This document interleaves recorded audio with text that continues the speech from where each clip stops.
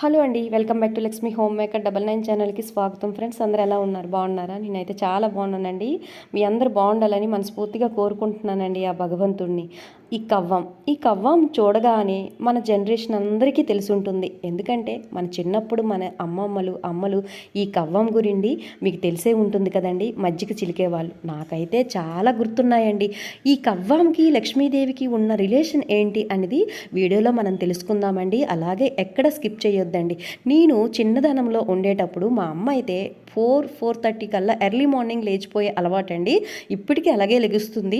లేచిన వెంటనే మజ్జిగ చిలికేదండి. అది 4:30 కల్లా మజ్జిగ చిలికి ఆ సౌండ్, ఈ కవ్వం సౌండ్ ఎలా వచ్చేదంటే బురుక్కు బురుక్కు అని వచ్చేదండి. ఆ సౌండ్కి నేను లేచిపోయేదాన్ని అండి. లేచి తిట్టేదాన్ని, ఎందుకు ఇలా సౌండ్ చేస్తున్నావు అని. అప్పుడు నాకు అమ్మ ఏం చెప్పేదో తెలుసా?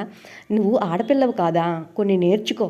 ఎందుకంటే మనము ఈ టైంలో కవ్వంతో మజ్జిగ చిలికినట్టుగా అయితే, అంటే 4:30 సూర్యోదయానికి ముందు చిలికినట్టుగా అయితే వెన్నపూస ఎక్కువ వస్తుందే.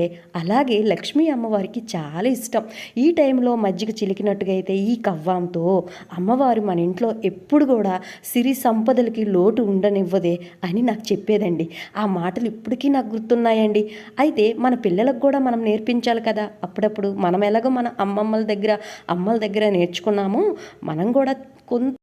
మనం కూడా మన పిల్లలకైతే నేర్పించాలి. మనకి తెలిసింది మన పిల్లలు, ముఖ్యంగా ఆడపిల్లలు ఉన్నట్టుగా అయితే చక్కగా మన సాంప్రదాయాలన్నీ వాళ్ళకి చెప్పండి ఫ్రెండ్స్, ఓకేనా? అయితే ఈ కవ్వము మార్గశిర మాసంలో లక్షవారం కానీ, శుక్రవారం కానీ, మంగళవారం కానీ తెచ్చి చక్కగా కడిగించుకొని పసుపుతో చక్కగా అలంకరించుకొని బొట్లు పెట్టుకోవాలండి. అయితే మనం ఇప్పుడు ఎవరము ఈ మజ్జిగ అనేది చిలకట్లేదు కవ్వంతో. అయితే మనం ఇప్పుడు మిక్సీలోనే పెరుగు వేసుకొని అందరము మజ్జిగ అయితే తాగుతున్నాము. అయితే ఇది తెచ్చుకొని చక్కగా మనం పసుపు కుంకుమతో అలంకరించుకొని దేవుడు మూల లక్ష్మీ అమ్మవారు పటం దగ్గర ఉంచుకోవాలండి. ఇలా ఉంచుకున్న తర్వాత మనము 1 వీక్ ఒకసారి అయినా 2 వీక్స్ ఒకసారి అయినా తీసి చక్కగా మజ్జిగ చిలకండి.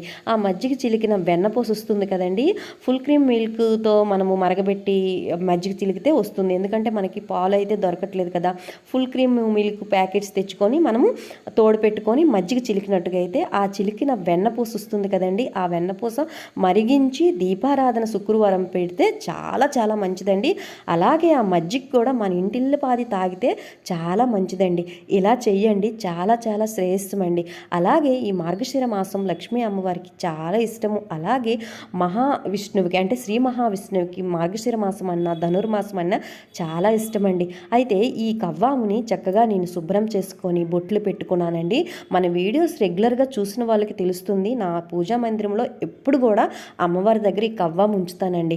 అయితే మళ్ళీ వీడియో చేద్దాము, ఇప్పుడిప్పుడే కొత్త సబ్స్క్రైబర్స్ వస్తున్నారు కదా అనే ఉద్దేశంతో నేను వీడియో చేయడం జరిగింది. ఒక బౌల్లో బియ్యం పోసుకోండి. ఆ బియ్యాన్ని ఆ పైన కవ్వం ఉంచండి. ఉంచిన తర్వాత పువ్వులతో అలంకరించి శుక్రవారం కానీ, లక్ష్మీవారం కానీ, మంగళవారం కానీ పూజా మందిరంలో పెట్టుకొని దానికి కొంచెం పసుపు కుంకుమ అక్షతలు వేసి పూజ చేయండి ఫ్రెండ్స్. ఇగోండి, ఈ విధంగా అయితే నేను దీపారాధన చేసుకున్నానండి. చేసుకొని చక్కగా కవ్వం అనేది ఆ సైడు, అంటే పటం దగ్గర ఉండేదండి, మీకు చూపించడానికి ముందు పెట్టుకున్నాను. ఇగోండి, అమ్మవారికి ఇష్టమైన అన్నీ నేను అమ్మవారి దగ్గర పెట్టుకుంటానండి. ఏదైనా నమ్మకంతో చేయండి. ఇక్కడైతే చక్కగా అమ్మవారి దగ్గర పెట్టేసుకొని ధూపం ఇచ్చానండి. ధూపం ఇచ్చి కొంచెం అక్షతలు పసుపు కుంకుమ వేసి నమస్కారం చేయండి. చేసేసుకొని మీరు ఏదైనా నమ్మకంతో చేయండి. మళ్ళీ చెప్తున్నాను, మన పూర్వీకులు ఎంత చక్కగా సుఖ సంతోషాలతో ఉన్నారు. ఏదైనా నమ్మకమేనండి, ఓకేనా? ఈ వీడియో నచ్చుతుంది అనుకుంటున్నాను. నచ్చితే లైక్ చేసి సబ్స్క్రైబ్ చేయండి ఫ్రెండ్స్. అలాగే లైక్ ఇవ్వండి ఫ్రెండ్స్.